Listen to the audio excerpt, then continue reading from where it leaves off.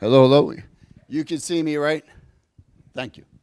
Okay, great. Now do we have a clicker? Oh, that's the clicker? Thank you. There you go. Oh, great. That's a little too early. Okay. Well, first of all, thank you for having me, Heal Conferences, and thank you for everyone for coming here to listen to me. You guys are absolutely amazing. Absolutely. I mean, there's so many leaders in this room. But there are 3 false beliefs that if you can shift them, it will make a big difference in your life and everyone else's life around you. How many of you, any of you doctors who actually treat patients? So I'm going to tell you my story. So in the medical field, you enter the medical field most likely to help people, right? We love to help people. And we love to take care of our people. So let me tell you about my story, and that is when I was 3 years old. I think this is the one. That's going the wrong way.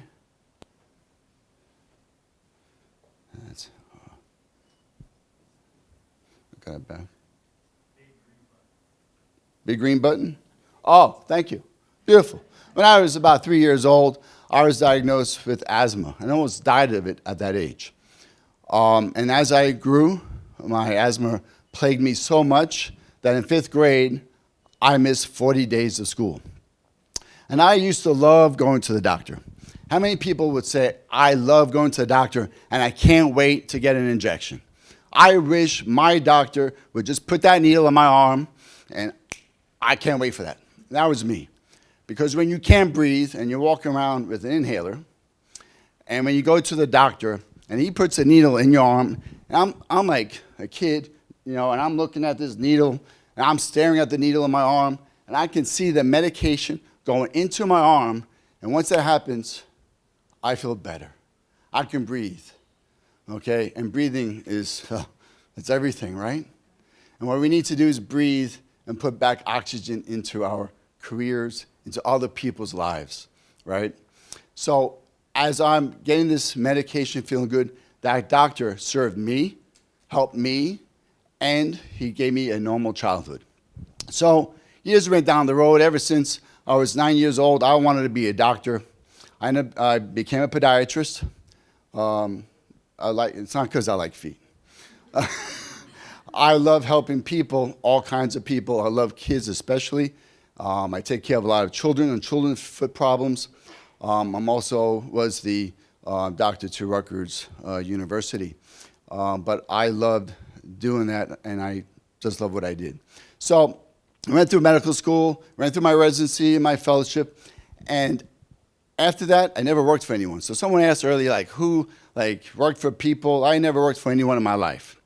And there's a reason for that, and that's one of the false beliefs, and I'm going to tell you that in a second. Okay, so I just never worked for anyone, and I opened up a practice. 29 years old, I owed $100,000 in student loans. I bought a practice for $100,000. I had $100,000 in a credit line. But I remember the first day after all the papers were signed, saw my name on the door. I entered my office. I walked in the office. And I was 29 years old, bright-eyed. My future's ahead of me. I can't wait to start taking care of people. My first patient is in the waiting room. About an 80-year-old man sitting in a chair with a cane. And he looks at me, and I'm so excited. He looks at me and he goes, "Who are you?" I said, "I'm Dr. Wishnie. I'm the new doctor here." And he said, "I don't care. I want the old doctor." And he walked right out. That happened to the next patient as well. $300,000 in debt. I lost the first 2 patients just like that. And I was scared. I didn't know if I was going to make it.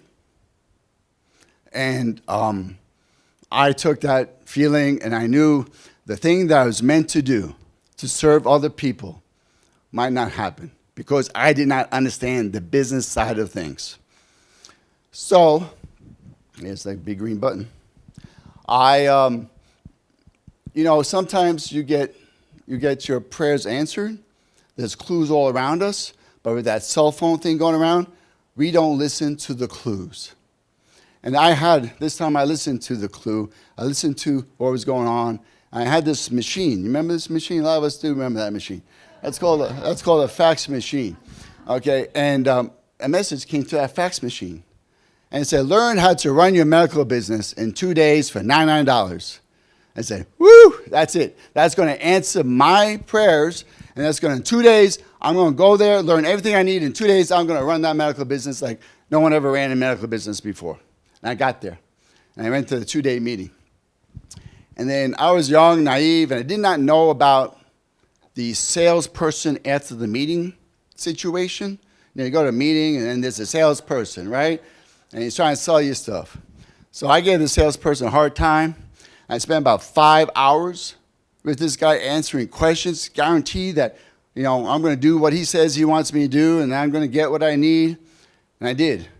Okay, and after I signed the papers, I maxed out 2 credit cards totaling $18,000. I owe $300,000. I was losing $7,500 a month in my practice, and now I laid down 2 credit cards for $18,000. So I'm sitting in my bed that night looking at the ceiling and going, what the heck did I just do? I had no right to spend any more money. And how many people here can say that at that situation you would not even think about paying another dime to anyone else until you started making money? Okay? But like we just talked about on that panel, great job, Janet, and everybody on that panel was fantastic.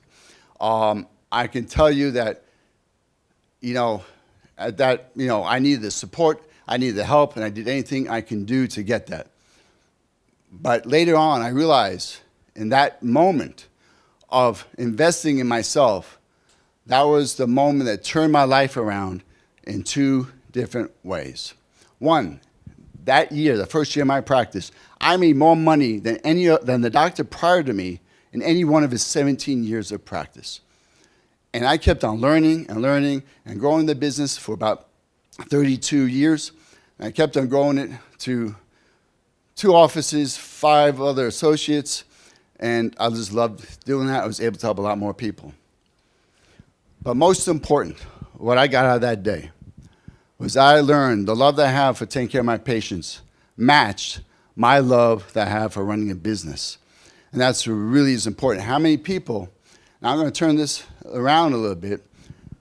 We talked about IT. You talked about computers. You don't have to talk to people, right, Laxman, right? Let me tell you that whatever you're doing, maybe you're not seeing a patient or a client or customer directly, but you're working on IT. Who's your end user in IT? It's people. So either we are working directly with people, or the end user is most likely a person. And we forget that. Or we're working with people, and that could drain us. And that goes back to what you were saying. You need rest because people can drain you. And if you don't have rest, you can't handle and take care of them, mentor them, what have you. So that's what I learned that day, and that was really, really important.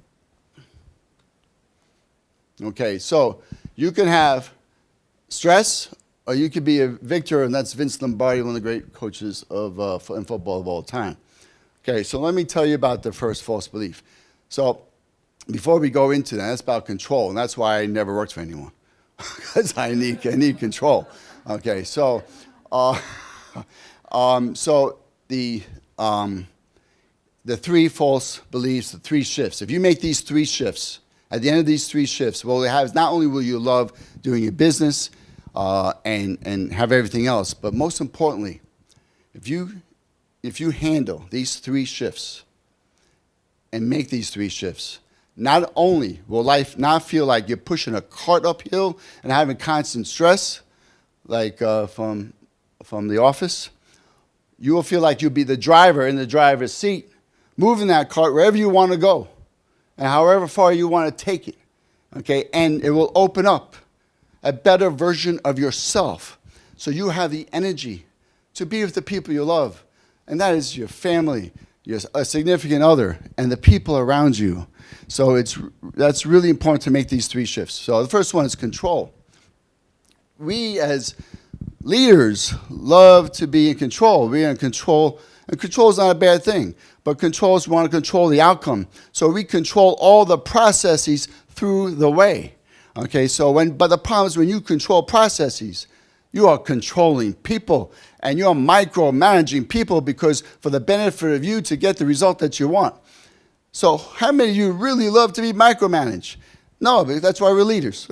Okay, we do that micromanaging. So we don't need to micromanage people. People, your team, the team around you. I don't like to call them employees. They're part of your team. And they need to know that you have faith in them, that you can trust them. And when they can come to work and feel that they can say things that make a difference, then you know they're in the right position. People need to know, people want to be in a position where they can grow with you. They truly want to be part of a company that grows. And you have to give them that right, even if you know what you're supposed to do. You know how many times you know the answer, so you don't give other people the opportunity to answer? The best thing to do is leaders ask questions. So even if you know the answer, I would say to you, Lux, I'm sorry, you're right here. So, Lux, what did you think about this situation? If I know what I think you should know about that situation, I ask you your opinion. I ask everyone's opinion about what they think and get them involved. Okay, and that's really, really important to do so. Okay, leaders are great coaches. Don't think of yourself as a manager. Don't call yourself a manager. You are a coach. You're setting up a game plan for the day, for the week, for the month, for the year. And you're coaching people to reach that game plan. And what coaches do versus managers. Managers manage people. That's where they were managed. As a matter of fact, I never had an office manager. She was my pal, my practice administrator leader. Okay? And the job of that is to develop other leaders. I'm very proud to say that I had people in my organization left my office from a front desk receptionist person to actually working from Bloomberg to be a translator and to work in finance. And she never had experience. She started at 19 years old with me. And I developed her, grew her, and she had the confidence, became one of the first female leaders of her age range, or age group, the youngest female leader, okay, at Bloomberg. Okay, and she started as a receptionist in my office. So that's my job. And when a doctor leaves me and opens up his or her own practice, I did my job because I'm developing leaders. And you want people to actually leave you and grow. It's the only way it has to be. Okay. So leaders are also great listeners, great communicators. We think people understand what we're telling them. And they're not, okay? You just assume. So you have to get them to repeat back or somehow to tell you what they know, what you think their job is, what their purpose is. And that leads us to, you need to share this. And you might have this in your organization, but you don't use it. Most people don't use it. You need to have a vision, an essence statement, and a mission. Vision. Where is that company going? And a lot of people don't like to share the vision. Why? Because how about if we don't achieve that vision? We look like failures. Okay, but you have a vision and you have to share with the whole team. Essence is how you want your business and your organization to feel like. Every person that comes into that office, from the UPS driver to a patient, to a customer or a client, to the front desk person, to everybody who works there, how do you want them to feel? And don't just say it, write it down, put it in a statement. Okay, and use it part of your weekly meetings, monthly meetings. Make sure people understand what the main thing is. Okay, what's so important. And the mission is where we're going. The vision is what we want to be, and the mission is who we are. Okay, what we must do on a daily basis. So you empower your team. I'm going to give you a little example of what I talk about in my office, and you can use this for any way you want. So we give out sometimes products to patients. And such as if you've ever been to a doctor, maybe they gave you eyeglasses, night splints, a walking boot when you fracture your foot. And these things don't cost a lot, but the insurance companies do reimburse it at a nice rate or what have you. Patient comes in and says, I use this like this is the Nordstrom way. Patient comes in, says, I don't want this anymore. And then you have people argue. Well, you used it. You know, you already said yes to it, and they get upset. Empower them to make proper decisions from everywhere you go. You're like, if you go to a restaurant and the food is not good and they take it away, do they take that off your bill and give you a free dessert? Do they do something for you? So you have to, no, it's let me speak to my manager. No, you want to empower the team to make that decision, because then the team person feels good that I made the decision and I made the person happy. So just take it back. Refund the person the money. Okay, that's how you handle it. Just know it's less stress for your staff. It's less stress for the server. You just start feeling good, and then you don't have to be involved. Okay, and that's part of your mission right there. So, let me just want to. Okay, good. She's not. I just want to make sure if I have time for stories, because I got stories. Let me tell you about quickly how not to manage and where we learn to lead and manage people. We learn to lead by watching the people around us, observing what they do, and just, it's in our subconscious. We don't realize what we are doing and how we are leading, but where it comes from. So when I was 9 years old, I was visiting my father's office with my mother. My father worked, as you can't tell, I'm from New York City. I know a lot of you thought I was from Georgia, but not with this accent, okay? But my father was in the garment center in New York City, and he was vice president and part owner of this company, and they were a textile converter. They received materials, dyed them, sent them out to people like Louis Vuitton, and that was one of my father's materials, that handbag you see in those fancy hotels here. So you can imagine the stress that kind of industry has. When you walk through the garment center in New York City in the 60s and 70s, that's, by the way, Hibba, that's the 1960s and 1970s.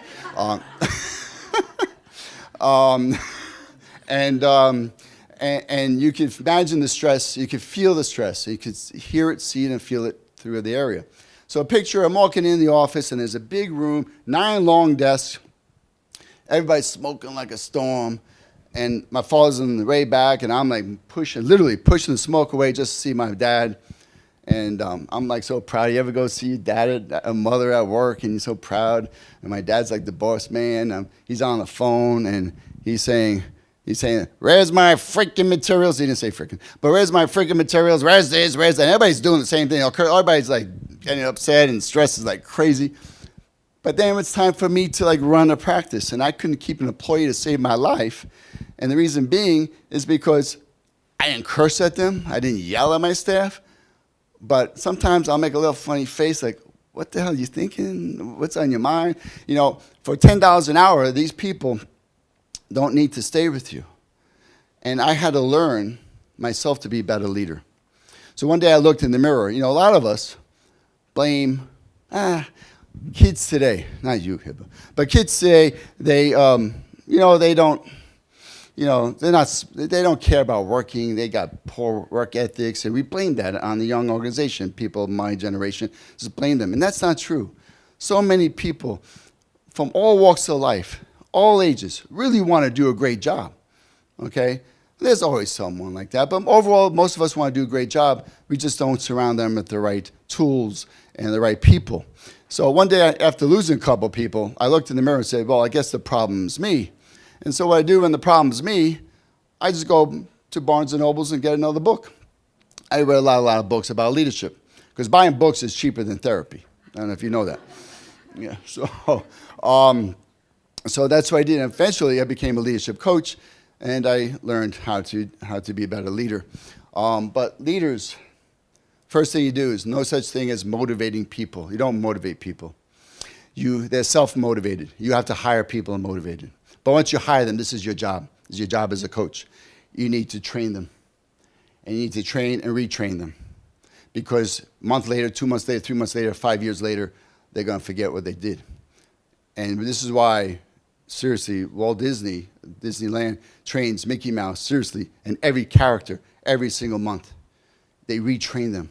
So that's why you go to Disney and everything's like perfect, okay? You go to fancy restaurants around here, like at the Wynn. everything. Water's always filled. You got one person just does water, one person does coffee, one person does dessert. I mean, that's why your bill is so high, because you have too many people there. But you have to hire properly, train them, and retrain them. Okay, and that's really, really important. So why don't, okay, so let's talk about this. So you have to nurture them and develop them.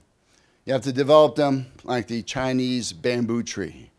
Anybody know about the story of the Chinese bamboo tree? So the Chinese bamboo tree, you have to put the seed in like any other tree. You have to then water it, fertilize it every day. Every day, water it, fertilize it every day. For 5 years, nothing happens. Nothing happens. There's still no growth at all. 5 weeks after 5 years, that bamboo tree is now 90 feet tall. Okay, just in 5 weeks, after 5 years. We give up on people way too early. Way too early. So just remember that.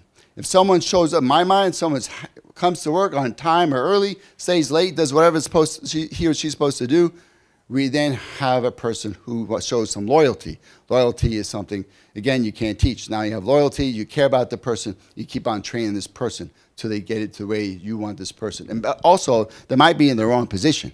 You might have a great person, but they're doing the wrong job. So find the right job for that person. Don't get rid of that person. Find a place for that person. And so you have to nurture them. Okay. False belief number 2. Just checking my time. About time. Okay. It's time. We think we don't have enough time to do it all. We talked about time previously on that panel. Okay. Time. I don't have time to exercise. I don't have time to eat right. I don't have time to spend with my family and kids. I have to work hard. I have to work late. I'm doing this all for my family. Okay, kind of mentality. I don't have time. You have plenty of time.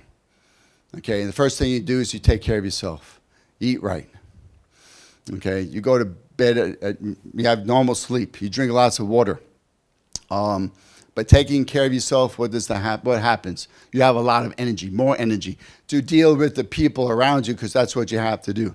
So having time is very, very important. And you just, taking time to be with your team. That's where I'm headed here. So time with your team. I know doctors who I coach, and all they do is see patient after patient after patient after patient. And the thing I say, so what you asked me what I learned over time, you need to slow down to speed up, okay? Because if you're constantly on the go, you don't have time to be the creator.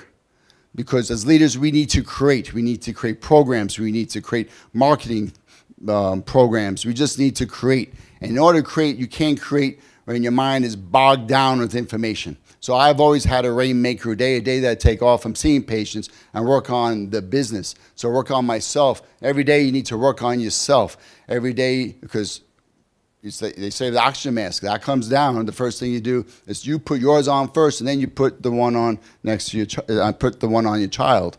So because you have to take care of yourself first, so you can take care of others. So remember that. And how you do that?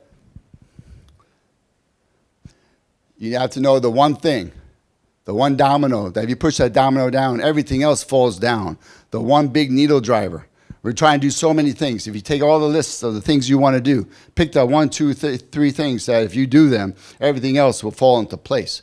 They all form into categories. We just have a big list of things we want to do. But it's what's the really one important thing you need to do to be the biggest needle driver. Okay. Leaders are great planners. Plan your day, plan your week. What you're going to do every Sunday. I do this Sunday night. When you're going to exercise. You don't have to do what I do, some crazy hour-and-a-half routine. Okay, 20 minutes. Okay, plan your meals, plan your day, plan your week, plan like who do you need to speak to, how are you going to speak to them, visualize the conversations, these tough conversations, visualize them before happening. Otherwise, you don't know what's coming out of your mouth sometimes. And learned that the hard way. Okay. False belief number 3. I don't need anyone's advice. We just talked about that as well. And John Maxwell, who I got my certification with, says it's what you learn after you know it all that counts. Okay, so we don't know it all, right? So there's something called alliance, a mastermind. Anybody heard of the book Think and Grow Rich by Napoleon Hill? Chapter 2, the power of the mastermind. You can't think everything yourself. And if you think you can, because you only know what you know based on your experience and the knowledge you've learned, but there's so many people here from different backgrounds and different diversity, you need to listen to them. The first mastermind ever was the mastermind of Thomas Edison, Benjamin Franklin, Andrew Carnegie, John D. Rockefeller, some simple names like Alexander Graham Bell formed the first mastermind ever. Imagine having those people in your mastermind. I think every problem I ever have would be solved like in 5 minutes.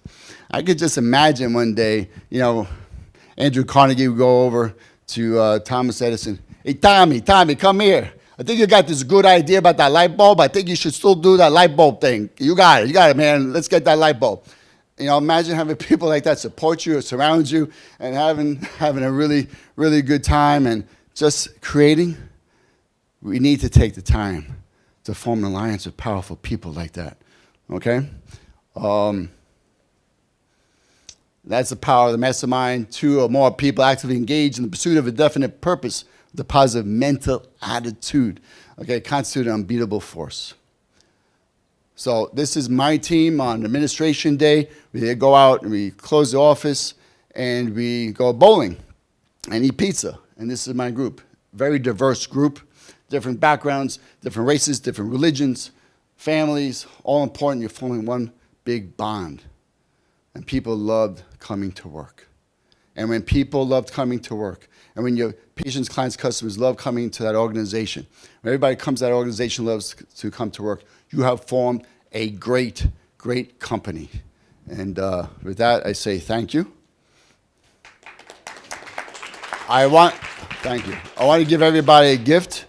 If you go to that QR code or Practice Accelerator Bundle, okay, which is practicebundle.com, you will get an editable organization chart you can use for any organization, and my 25 money leaks checklist, okay, and that's where most organizations are leaking their money, by going to either practicebundle.com or that QR code. Okay, thank you again.